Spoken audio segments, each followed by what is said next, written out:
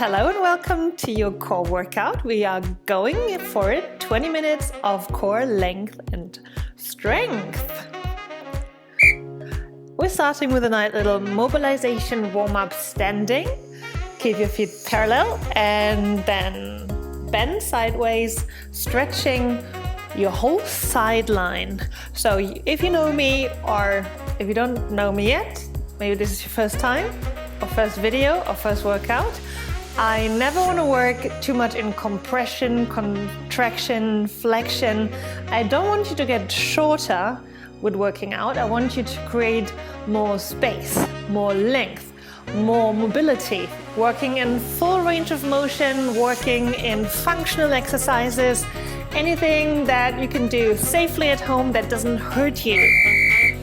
I really hope you were stretching right there, even though I was not really guiding you. So here we go. First workout, bend over to your left leg, right leg is up in the air and then crunch in the air.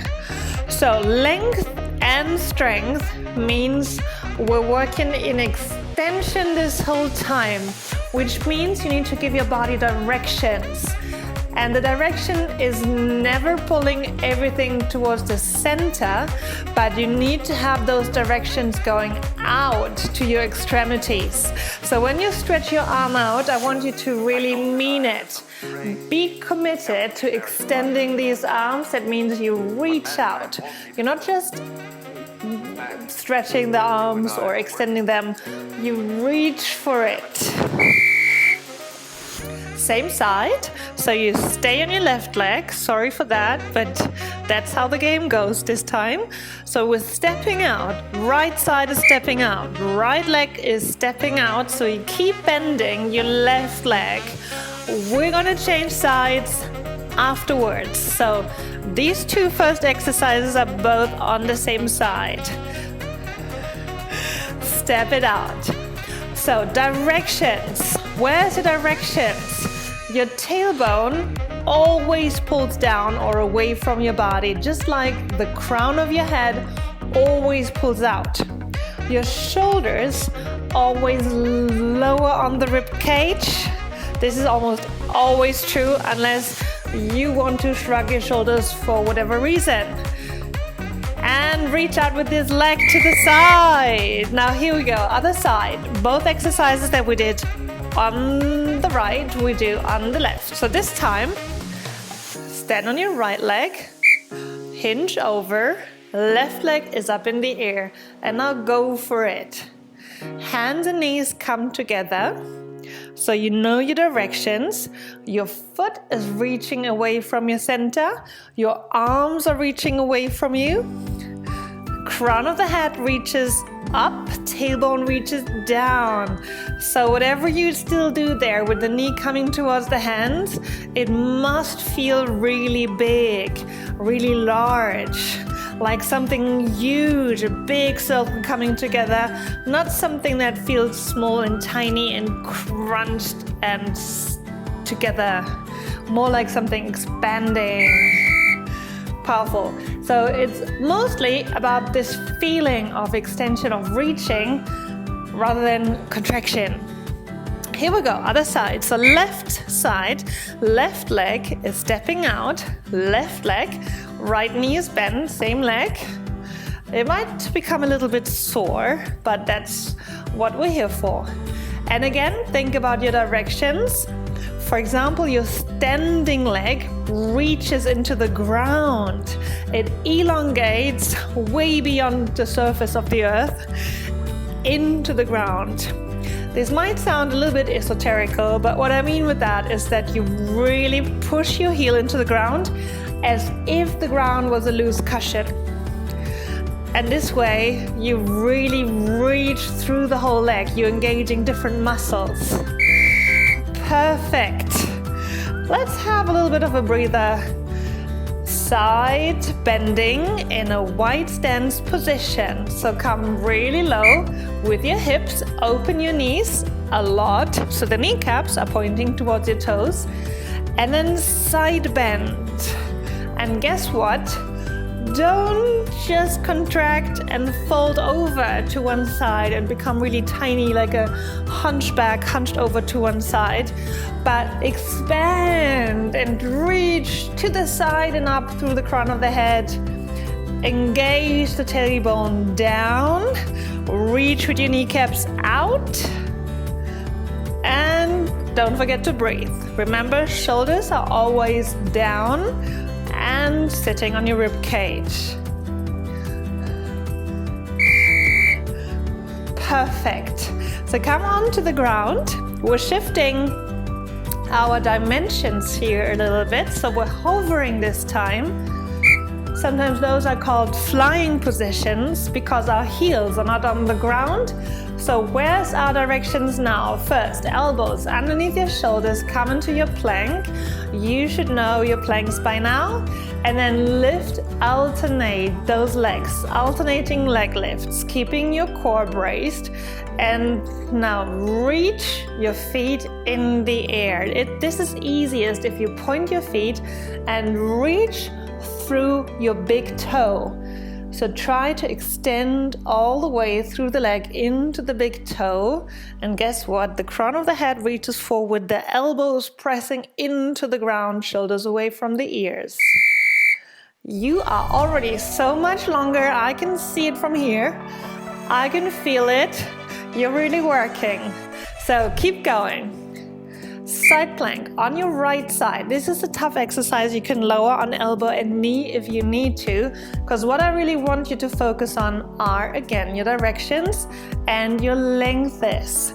And the strength comes with it. We don't really need to focus on that. It just comes from working out. So hand underneath the shoulder or elbow and then lift this upper leg. We have a standing and flying position, so the bottom leg is standing, so you press the heel into the ground, reach through the crown of the head while the upper leg is flying, so we're reaching through the big toe, elongating, stretching, reaching. Other side. If you need a break, if you need a sip of water, you can always pause this video, and if you want to go for it, then here we are.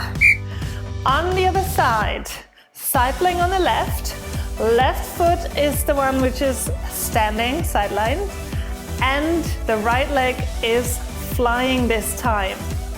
So we're flying up in the air. Remember your directions. Crown of the head pushes out, reaches out, growing. Tailbone out of your center. Heel digs into the ground, big toe stretches and reaches out while your elbow reaches into the ground, or your hand if you're still up on your hands. Fantastic. Shake it out a bit. We continue on our wrists and shoulders, so if you need a break, please take it. Then find your plank and reach out with your hand and legs. And reach out is not just a fancy word to say lift. What I really mean is extend. Try to find as much length as possible between your diagonal line. That means from your pinky finger on the right side to your left toe, and the opposite. Pinky finger on the left, right toe. Pinky finger right, left toe, and then change. All the while, your upper body stays long from the crown of the head to the tailbone. Come on, you can do this. We've been rehearsing for 16 workouts now, so this is your show. This is where you can prove you got the exercise. Now we do the directions and the lengths. So lie on your belly. Beetle turns, lifting your arms, lifting your legs, and now turn on one side. The secret here is to first lift the legs, come onto the side. When you're on the side, first come down with the chest onto the belly.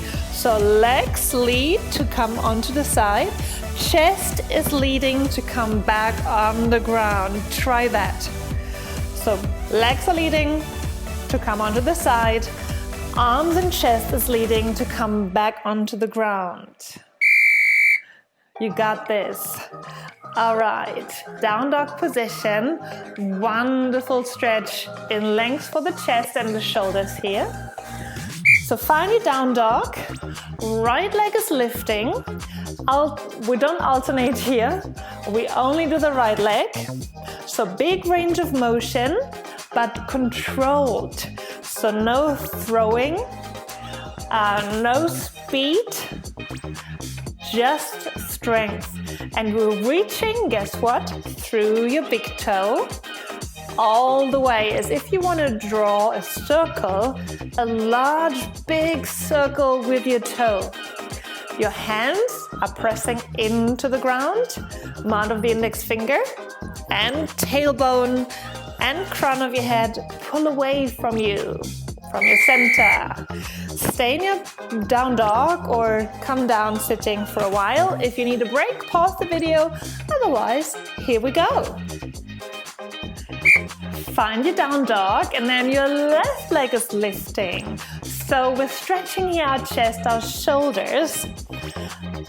Length in the whole front of your body, but don't forget your back side. So when we're stretching, there's always one side that's elongating, but we also want not to compress the other side. So don't compress your back, but stay long in your back and on your front body while you lift the left leg up and down, reaching through your big toe.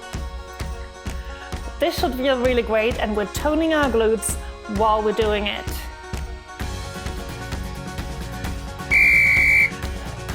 So a little bit of a stretch here so you can breathe. Come into your widest stance possible without ripping your adductors. Then pressing your heels into the ground, lifting your tailbone and your sitting bones. And then slowly, or with a little bit of a dynamic, reach down into forward fold and then come up into your twist. If this forward fold is too much for you, you can just stay in your twist. In your twist, your upper body is parallel to the ground, pulling your tailbone back and the crown of your head forward. So this time we're creating length in this hovering upper body. While pulling the navel in, elongating your spine, creating space, and lifting your arm here. Wonderful, reaching through the hands. So come into a wide squat position, knees are turned out, and pull towards your second and third toe. Now shift sideways. This time, all the points of all of your fingers are reaching to the side, especially your pinky finger. Palms are turned up, shoulders are down. And now, do not really push your chest left and right, but let your chest be pulled to the sides by the pull through the hands, with the hands reaching out to the sides. See, it's all about the picture in your head and how you imagine the movement to be or to start, or where your directions are. So important on how you engage your muscles and where. I really hope you feel it. So here we go. A little bit more of a cardio, more energetic side knee balance. So come onto your left knee and then pull the right leg towards your hands, crunching together in the air. This is a little bit like the side balance we already did, but this time try to be a little bit faster. So gain some strength here through speed.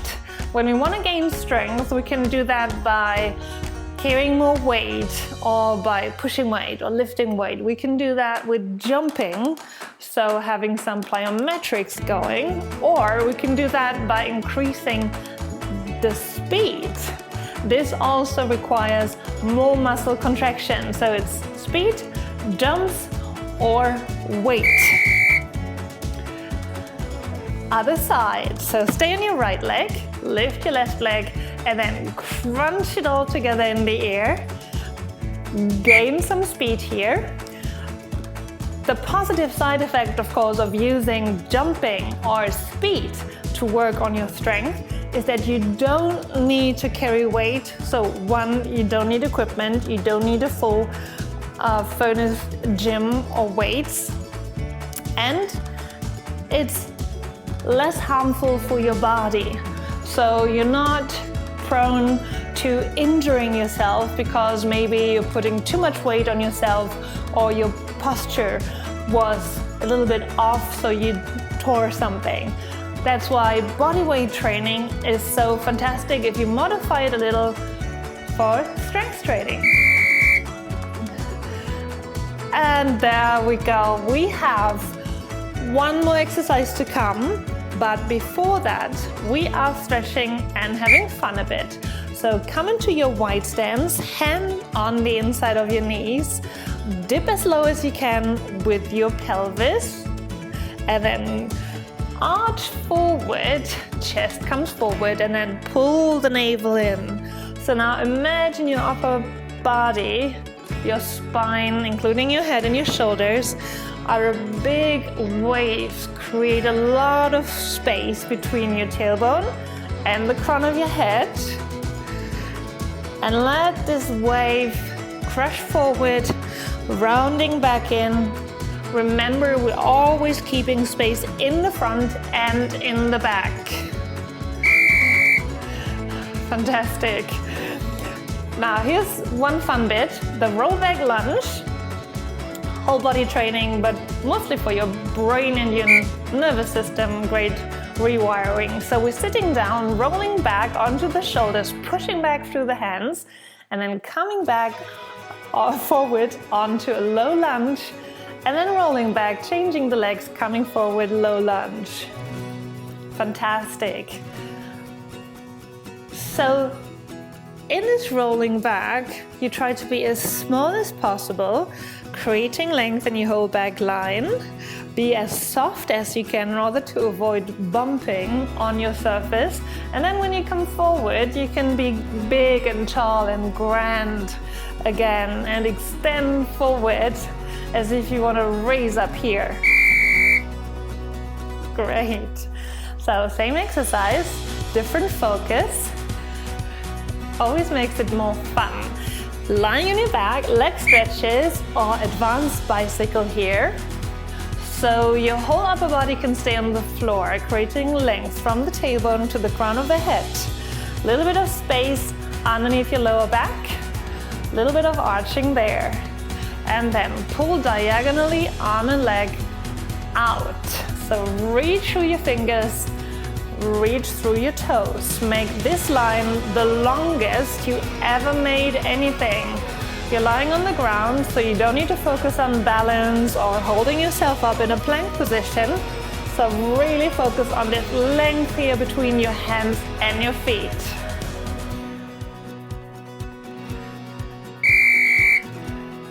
Who likes this music? Love it so much. Great choice. Stretching, let's go.